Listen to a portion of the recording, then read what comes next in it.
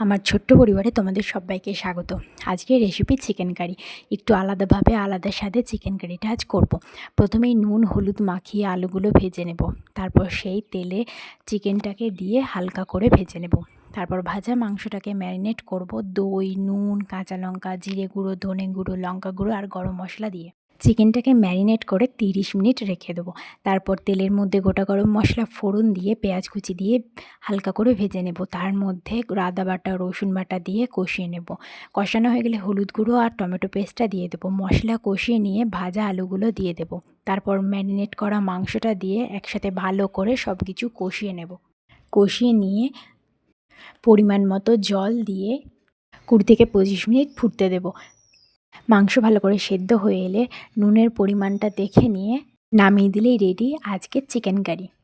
অবশ্যই তোমরা একবার বাড়িতে ট্রাই করে দেখো। সাদা ভাত, পোলাও, ফ্রাইড রাইস, রুটি, পরোটা যে কোনো কিছুর সাথেই খুব ভালোভাবে জমে যাবে এই চিকেন রেসিপিটা। একদম ভুলো না ভিডিওটাকে লাইক করতে। অবশ্যই ভিডিওটা একটা লাইক করে দিয়ে যেও, আর পারলে পরে একটা সুন্দর কমেন্ট করে দিয়ে যেও।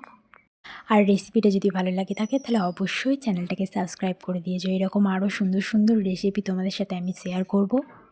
আর এর আগেও অনেক সুন্দর সুন্দর রেসিপি শেয়ার করা আছে আমার এই চ্যানেলে, অবশ্যই পারলে একবার দেখে যেও। Tata, bye bye. সবাই ভালো থেকো, সুস্থ থেকো, আনন্দে থেকো। আবার দেখা হবে নতুন একটা ভিডিও নিয়ে, নতুন একটা দিনে। ততক্ষণের জন্য টাটা।